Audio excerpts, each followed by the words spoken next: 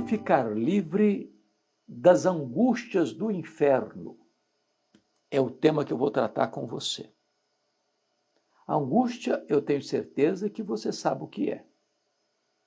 Talvez o sentimento mais democrático que atinge todas as pessoas, em todos os lugares, de todas as faixas etárias, de todos os estratos sociais.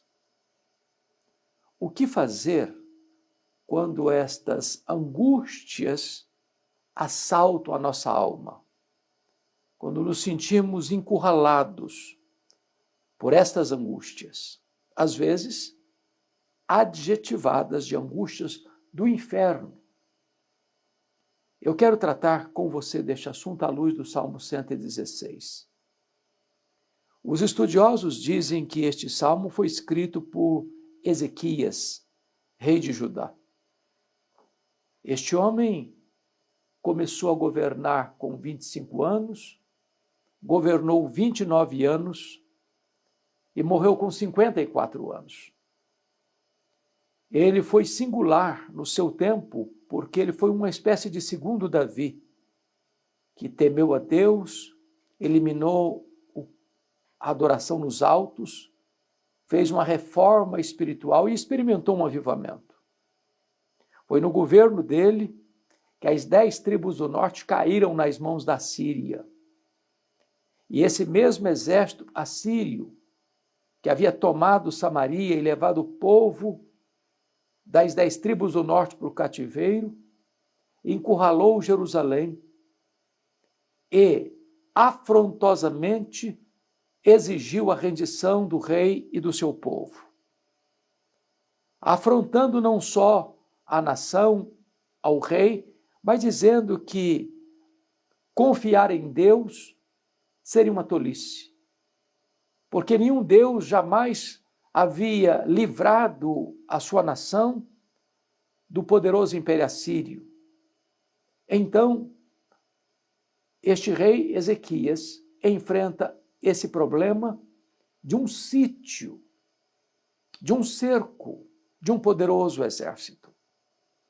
Se não bastasse essa crise medonha de uma ameaça militar, a Bíblia nos informa que ele também, aos 39 anos de idade, ao mesmo tempo, está lidando com uma terrível enfermidade, uma úlcera que não encontra tratamento eficaz em nenhuma medicina da época. A ponto de Deus mandar o profeta Isaías na sua casa, dizendo: põe em ordem a tua casa, porque morrerás e não viverás. E é exatamente para relatar sua experiência de um cerco militar e de uma doença incurável, é que ele escreve o Salmo 16 para testemunhar o que Deus fez na sua vida, o grande livramento que Deus lhe deu, das angústias do inferno e de um livramento militar. Então ele começa a relatar isso no verso 3, quando diz assim: laços de morte me cercaram, e a angústia do inferno se apoderaram de mim, caí em tribulação e tristeza.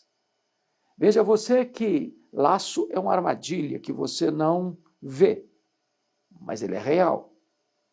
Não são laços apenas de opressão, mas laços de morte. Não tem um laço aqui, outro ali, outro acolá. Laços de morte me cercaram, disse ele. E ele retrata isso para mostrar como é que era perigoso e humanamente impossível de se livrar desse cerco militar, do então maior império do mundo, cuja capital era a cidade de Nínive. Mas ele enfrenta agora um outro problema, uma doença mortal. Ele está no auge do seu governo, próspero, rico, tendo os filisteus sujeitos a ele, fato que só ocorreu no reinado de Davi. E agora Ele está para morrer e Deus o sentencia de morte. Aqui ele relata as angústias do inferno, quando ele está ameaçado de perder o seu reino, de ser apiado do seu trono, de sucumbir diante da enfermidade, de enfrentar a carranca da morte. É nessa conjuntura que ele diz que ele caiu em tribulação e tristeza. Como que um rolo compressor passando em cima dele, restando-lhe apenas a taça amarga da tristeza. A alegria foi embora do seu rosto. Esse homem está, portanto, mesmo tendo tanto poder nas mãos, cercado de riquezas e conforto, mas agora ameaçado de ser invadido, ter sua cidade tomada, ter seu trono usurpado, ter sua vida retirada dele. O que aconteceu com ele é que ele caiu em tribulação e tristeza. Mas ele vai nos informar que ele não estava apenas caído, não. Versículo 6 diz que ele estava prostrado, nocauteado, na lona, completamente sem capacidade de reação. Eu chamo isso das angústias do inferno que se apoderaram dele. A pergunta é, o que fazer? Como se livrar das angústias do inferno? O que esse homem fez? A Bíblia diz que esse homem voltou-se para a parede e orou fervorosamente, e chorou copiosamente, e Deus lhe respondeu rapidamente, oferecendo-lhe livramento do ataque militar. Quando 185 mil soldados ao redor de Jerusalém foram fuzilados, foram mortos pela intervenção de um anjo. Segundo, Deus prometeu curá-lo da sua enfermidade, estendendo-lhe a vida por mais 15 anos.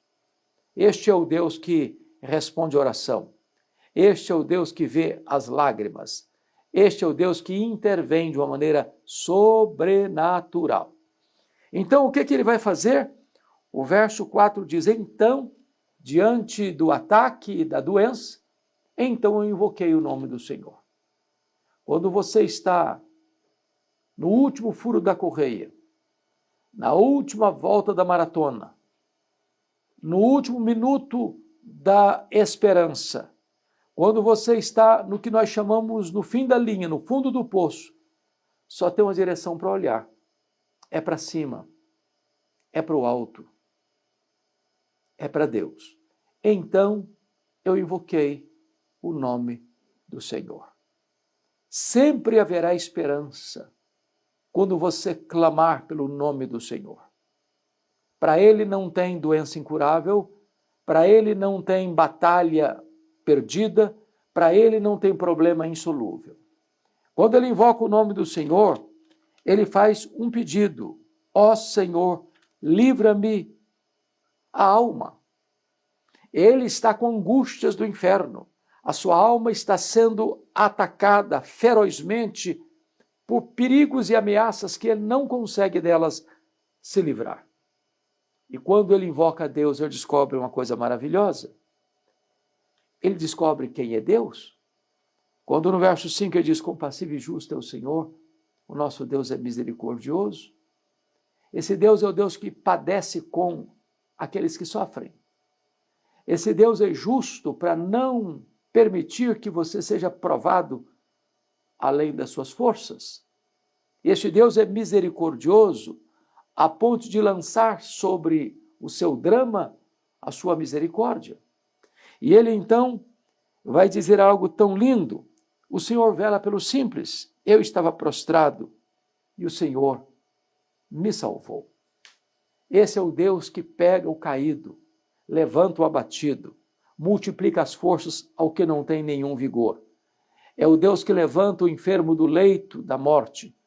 É o Deus que liberta o encarcerado.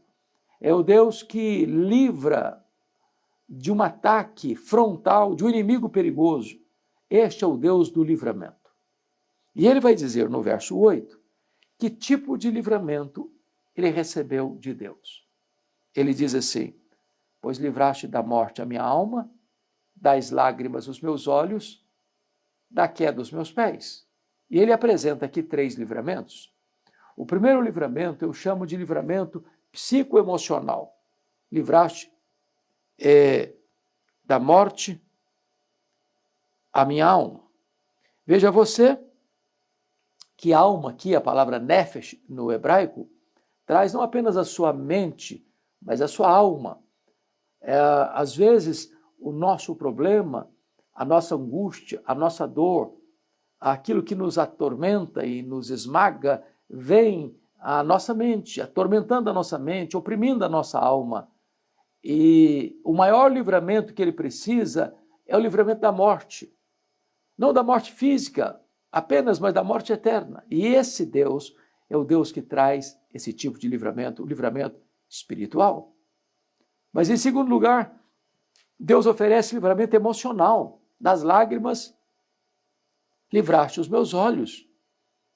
O choro, ele não é a causa, ele é a consequência. Ele é o resultado, tanto da doença, quanto da opressão do inimigo. Quando você se vê no final das suas forças, sem condições de lutar, você chora.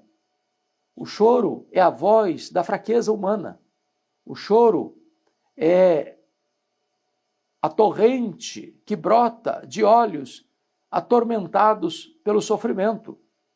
O choro representa para nós a nossa fraqueza, a nossa impotência, a nossa incapacidade de lidar com os nossos próprios problemas e triunfar sobre eles.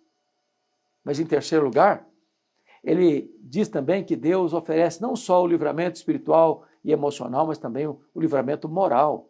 Da queda, livraste os meus pés.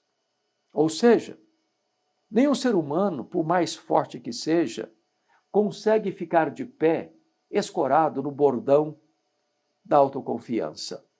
Você e eu precisamos do livramento de Deus. Se Deus não segurar firme a nossa mão, nós tropeçamos, nós resvalamos os pés, nós caímos. Quem nos mantém de pé é Deus. Quem nos livra da queda é Deus. Quem nos livra de tropeço é Deus. Quem restaura a nossa sorte é Deus. Quem nos coloca de pé para prosseguirmos a jornada da vida é Deus. Mas chama a sua atenção para um outro ponto muito importante. No verso 7, esse homem começa a ter um exercício espiritual da mais alta importância para livrar-se das angústias do inferno. Olha o que ele escreve: volta, minha alma, ao teu sossego, pois o Senhor tem sido generoso para contigo. Veja que isto é o que eu chamo de solilóquio. É uma conversa diante do espelho. É uma conversa com você mesmo. É quando você confronta a sua própria alma. É quando você se introjeta e toca a trombeta para dentro de você mesmo. É quando você se agarra pelo colarinho e dá uma saculejada em você mesmo. E o que ele está dizendo para a sua alma? Volta, minha alma, ao teu sossego. E que razão ele dá à sua alma para voltar ao sossego? É que o Senhor já tem sido generoso para contigo. O que ele está dizendo é que o passado precisa ser o mestre do presente. O que Deus fez ontem precisa ensinar você a viver hoje. Como Deus já foi generoso com você ontem, você tem razão e motivo para viver seguro hoje. Ele estava vivendo desassossegadamente, depois do grande livramento de Deus. Ele estava atormentado quando Deus já tinha dado provas de que era generoso com ele. Dá uma olhadinha, quantas bênçãos você já tem recebido de Deus.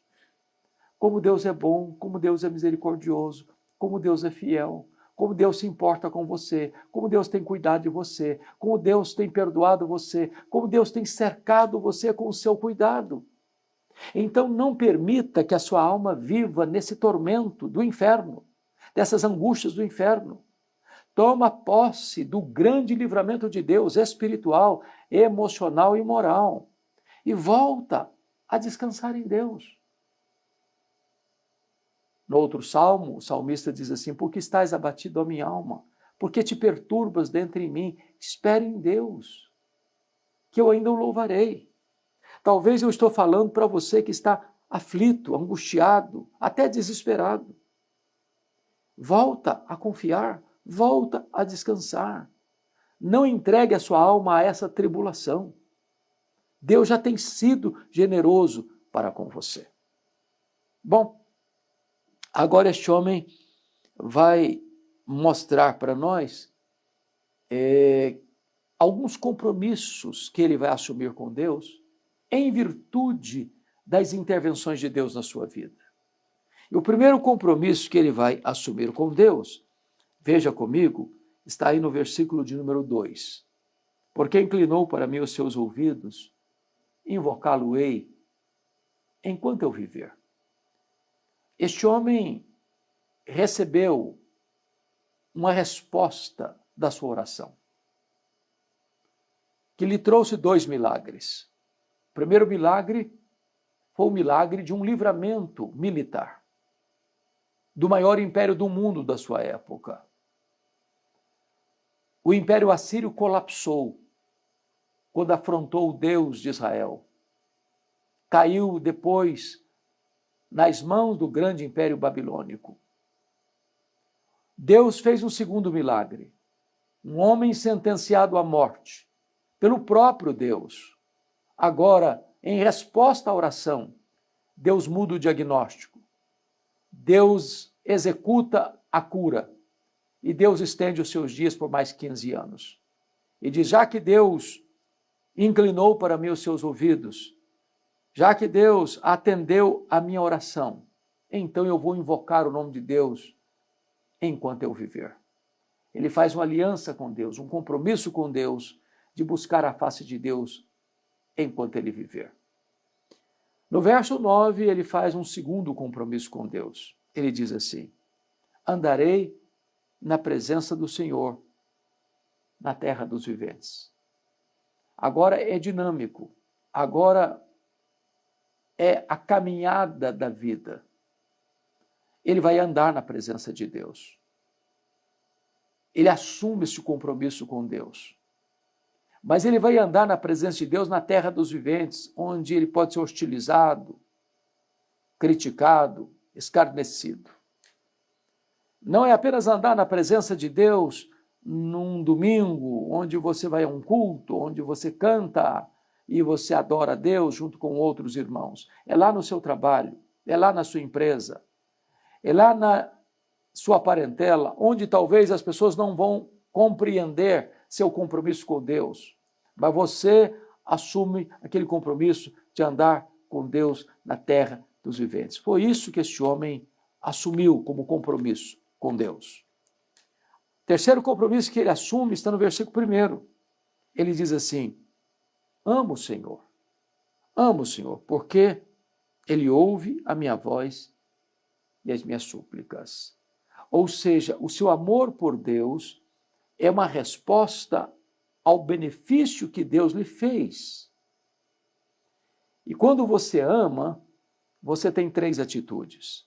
Primeiro, se você ama, você declara que ama. E ele está dizendo: eu amo o Senhor. Segundo, quando você ama, você tem tempo para a pessoa amada. Esse homem quer andar na presença de Deus. Ele quer invocar o nome de Deus enquanto ele viver. Terceiro, quando você ama, você procura agradar a pessoa amada. Ele quer agora não viver longe de Deus, mas na presença de Deus, invocando a Deus, servindo a Deus, adorando a Deus, agradecendo a Deus por tantas coisas maravilhosas que Deus fizera em sua vida. Ele vai ainda perguntar no verso de número 12: que darei ao Senhor por todos os seus benefícios para comigo? Aqui é o arquivo, o registro da memória da gratidão. O que eu vou fazer para Deus? Uma vez que Deus tem sido tão bom comigo, uma vez que Deus responde a minha oração, uma vez que Deus tira a angústia do inferno, uma vez que Deus me livra do laço de morte, uma vez que Deus me poupa de um inimigo terrível, uma vez que Deus me cura de uma enfermidade, uma vez que Deus me salvou, livrou a minha alma da morte, o que é que eu vou dar para Deus em resposta a tanta coisa boa que Ele fez? E Ele responde: eu tomarei o cálice da salvação, eu invocarei o nome do Senhor e eu cumprirei os meus votos diante de todo o seu povo. Ele vai receber de Deus a salvação de Deus.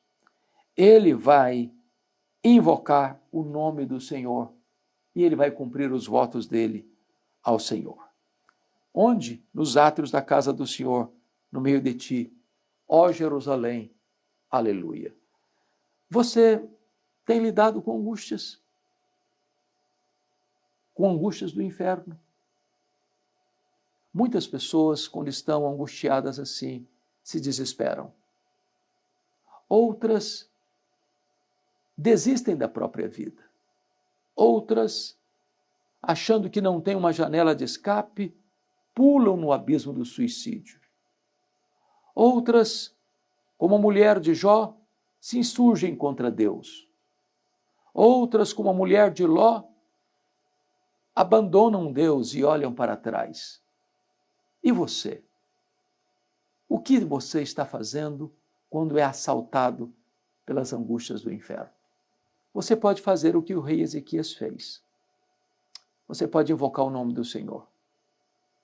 Você pode compreender que Deus é compassivo, justo e misericordioso. Você pode se apropriar do grande livramento de Deus, dizendo para a sua alma: volta, minha alma, ao teu sossego, pois o Senhor já tem sido generoso para contigo. Você pode experimentar o livramento espiritual, emocional e moral que Deus lhe proporciona. Você pode agradecer a Deus, tomando o cálice da salvação, invocando ao Senhor e cumprindo os seus votos a Ele. Você pode invocar o nome do Senhor enquanto você viver. Você pode andar na presença de Deus. Você pode amar a Deus. Se você foi abençoado e edificado por essa palavra, eu lhe peço que você compartilhe esta mesma palavra com outras pessoas. Assim você se torna um colaborador, um cooperador com esta obra da divulgação da preciosa, bendita e eterna palavra de Deus. Deus abençoe sua vida. Um grande abraço.